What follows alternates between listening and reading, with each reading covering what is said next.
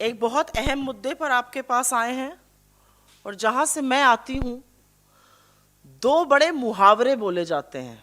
एक बोला जाता है जब सैया भय कोतवाल तो डर काहे का, और एक बार बोला जाता है मोहरों की लूट कोयले पर छाप। इसका अपना अर्थ जरूर होता है, लेकिन इस सरकार के कार्यकाल में इसके मायने, इसका अर्थ, इसको चरितार्थ करना बिल्कुल बदल गया है। तो सैया भय कोतवाल तो डर काहे का और मोहरों की लूट कोयले पर छाप, ये दोनों कैसे चरितार्थ होते हैं, आज की कहानी उसी के बारे में है। बैंक लोन से हम सब वाकिफ हैं। हम सब लोगों ने, आपने, हमने, मध्यम वर्ग में ज़्यादातर लोगों ने, निम्न मध्यम वर्ग में लोग लोन लेते हैं।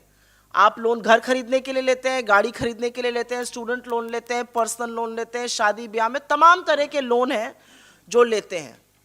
खुदा न खास्ता अगर आप उस लोन की एक किस्त न चुका पाइए तो आपका फोन बजना बंद नहीं होता है। बैंक वाले फोन कर करके आपकी जिंदगी दूभर कर देते हैं, पहली बात।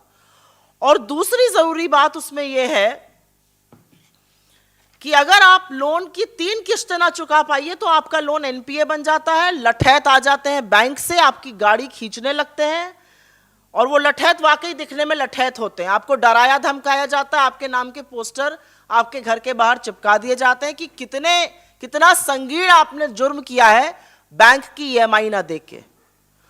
और बदकिस्मती से अगर आप किसान हैं तो आपके खिलाफ एफआईआर होगी, कचहरी में आपकी फोटो चिपकाई जाएगी और जेल तक होगी। और तमामों ऐसे मामले हैं जहां पर 1 या 2 लाख रुपए के लिए किसानों को जेल की सजा काटनी पड़ी है।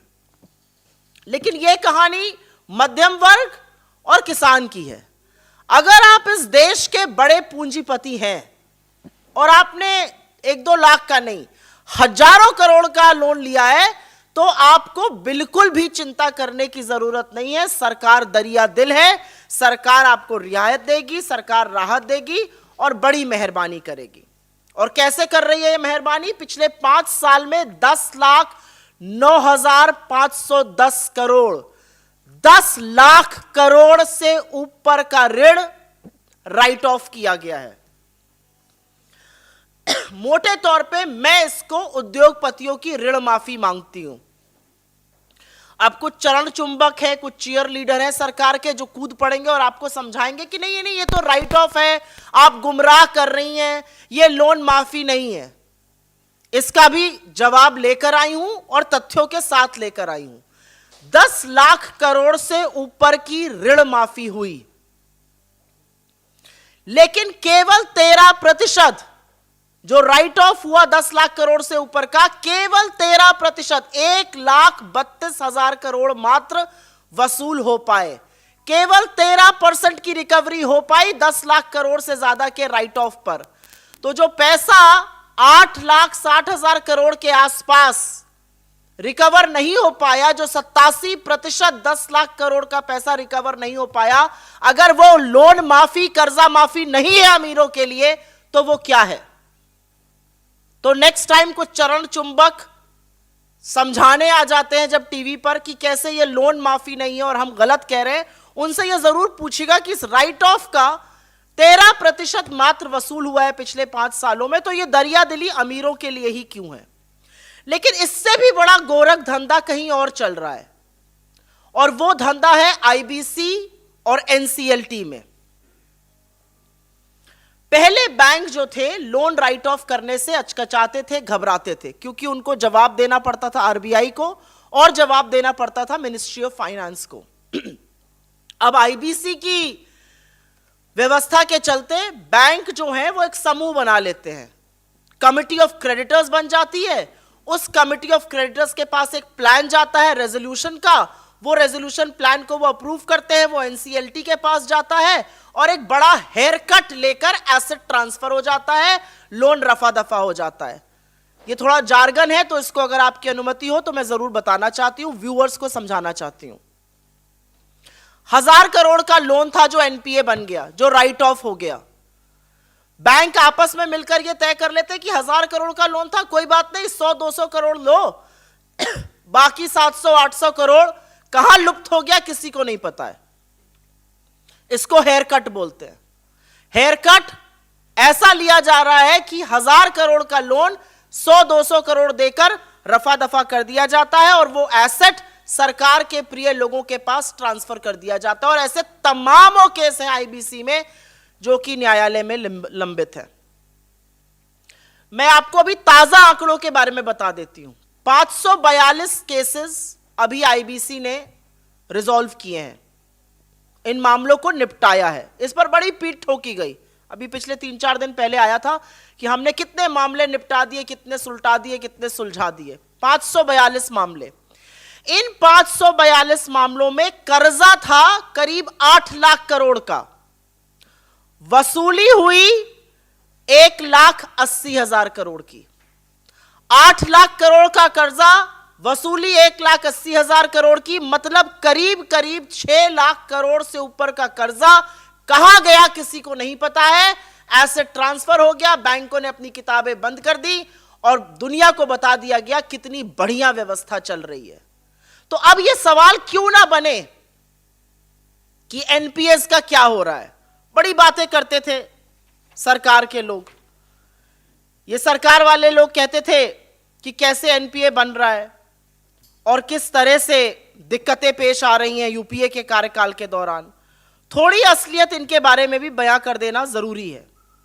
मोदी सरकार के कार्यकाल में एनपीए का क्या हो रहा है। लेकिन उससे पहले एक जरूरी बात, जब आरबीआई से यह पूछा गया कि ये महानुभाव कौन हैं जिनके 10 लाख करोड़ राइट ऑफ हुए, जिनसे सिर्फ 13% वसूली करी गई, तो बोला गया कि नहीं, हम इनके नाम नहीं बता सकते हैं, वो गुप्त और गोपनीय हैं। ये गुप्त और गोपनीय क्यों है? ये जो पैसा था ये हमारा और आपका पैसा था, क्योंकि बैंक को कैपिटलाइज गवर्नमेंट ऑफ इंडिया करती है। गवर्नमेंट ऑफ इंडिया के पास पैसा आता है टैक्स से, और सिर्फ इनकम टैक्स से नहीं, जीएसटी से, जो आटे पर भी आप दे रहे हैं, आता है जो एक्साइज ऑफ पेट्रोल पर दे रहे हैं, जो जबरदस्त टैक्स वसूली पेट्रोल डीजल पर हो रही है, जो हम और आप, इस देश का सबसे गरीब आदमी, एक रिक्शा चलाने वाला, वो भी देता है। तो हर व्यक्ति का पैसा लग के बैंक रिकैपिटलाइज होता है। जब वो लोन माफी हो जाती है तो यह बोला जाता है आपको हम नाम नहीं बता सकते, ये गुप्त और गोपनीय है। लेकिन अगर आप एक भी ईएमआई पर डिफॉल्ट कर जाइए तो आपका नाम अखबार में छप जाएगा कि फलाने व्यक्ति ने डिफॉल्ट किया, इनको अब कहीं से लोन नहीं मिलना चाहिए। मोदी सरकार के कार्यकाल का कच्चा चिट्ठा थोड़ा खुलना जरूरी है। मोदी सरकार के कार्यकाल में एनपीए जो है वो 365% बढ़ा है। 365% एनपीए की उछाल हुई है। बड़ी फोन बैंकिंग की बात करते थे। जो एनपीए वित्तीय वर्ष 15 में 5 लाख करोड़ का था, वो इनके 6 साल के कार्यकाल में शुरू में 19 लाख करोड़ के आसपास पहुंच गया। 365% की वृद्धि। तो अब क्या सवाल नहीं बनता कि किसके फोन पर ये लोन दिए जा रहे हैं? क्या क्विड प्रो है? कौन पैसा लेके ये लोन दे रहा है और ये लोन एनपीए क्यों बन रहे हैं? ये सवाल पूछना लाजमी है और ये सवाल जरूर पूछा जाना चाहिए। विलफुल डिफॉल्टर्स जो पैसा दे सकते हैं लेकिन स्वेच्छा से कहते हैं भाई हम पैसा नहीं देंगे, आपको और हमें ये रियायत नहीं है, किसान को ये राहत नहीं है कि वो कह दे मेरी फसल फेल हो गई भाई मैं पैसा नहीं दे पाऊंगा। लेकिन अगर आपने हजारों लाखों करोड़ों का लोन लिया है तो आप ये कह सकते हैं कि मैं कर्जा देने में असमर्थ हूं, जबकि आपके पास पैसा हो सकता है। विलफुल डिफॉल्ट 23,000 करोड़ का होता था 2012 में, 23,000 करोड़ का। आज वो करीब करीब 2.5 लाख करोड़ का है। 10 गुना इजाफा विलफुल डिफॉल्ट में। ये क्यों हो रहा है? यू क्यों होने दिया जा रहा है? ये कौन लोग हैं जो विलफुल डिफॉल्ट कर रहे हैं और क्यों करना दिया जा रहा है? ये सवाल अपने आप में बहुत गंभीर सवाल है।